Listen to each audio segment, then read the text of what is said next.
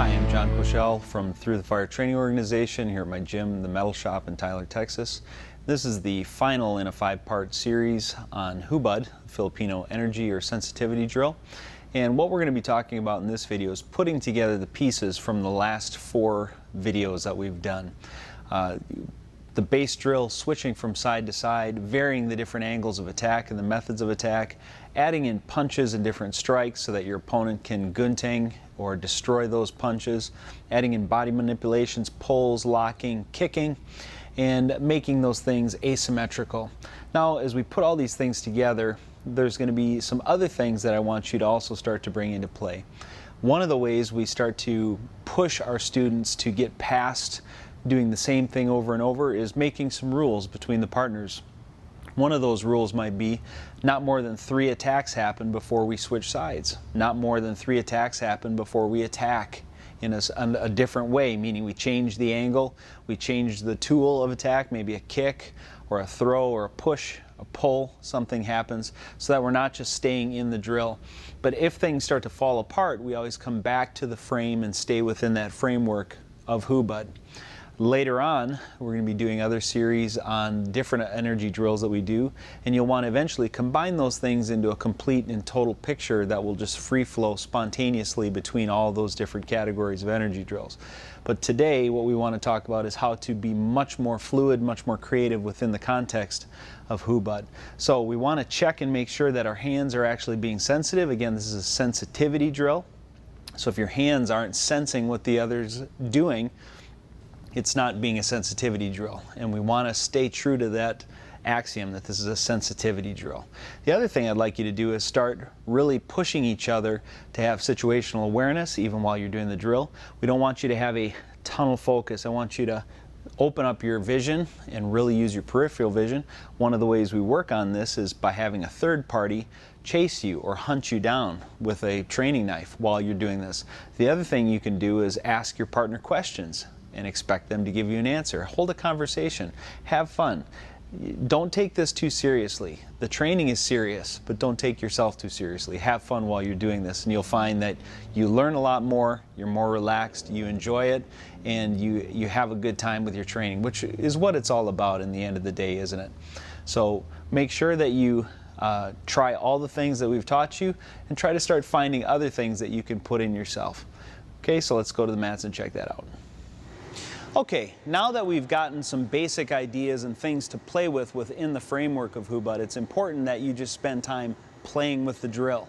If you don't have flight time, if you don't have time in the pattern, it doesn't matter how much head knowledge you have, you need to transfer that into your body reacting properly. So you will see attributes start to come out once you've spent time in the drill. If I learn how to do a bench press and someone tells me that I'm capable of benching 300 pounds, 250 pounds. If I don't actually spend time in the gym pressing that weight, I'm not going to get stronger. The attribute will not increase, and I'm not going to be able to reach my full potential. It's the same with these drills. You will not learn and you will not gain all of what you should from these drills without putting in the applicable amounts of time. And with my students, I suggest that you do minimum amounts of time, but you should also spend long amounts of time. Relax, learn to just have fun with the drill. But these are things that you should be able to do for half an hour at a time, just spontaneously playing and working with your partner. So Daniel and I are just going to demonstrate a little bit of our Hubud. We're just going to do some of the things out of the drill that we've already showed you, and then we're just going to have fun and play a little bit. All right, so let's go. You can do whatever you want.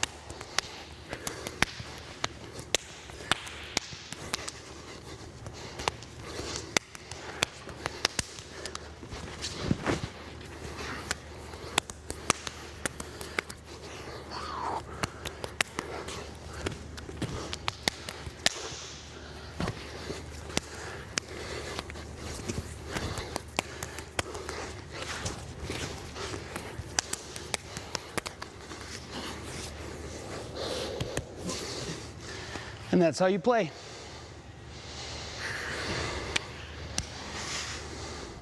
So now you've been able to see how this works when you put everything together. I hope that's given you some new ideas and hopefully sparked some creative thoughts on how you can expand your training. The big thing here is to really challenge yourselves. One of the ways we do that is we make some little silent rules between each other, meaning maybe we have a rule that a changeover to left or right has to happen every 3 attacks. So every 3 feeds, we have to do some kind of a change to bring it to the other side.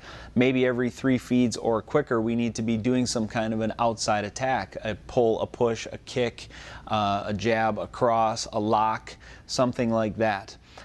The big thing here is just don't let yourself fall back into just doing the pattern. The pattern is good, but the pattern should be where you come back to find a reference point and then again explore, not being stuck only in the pattern.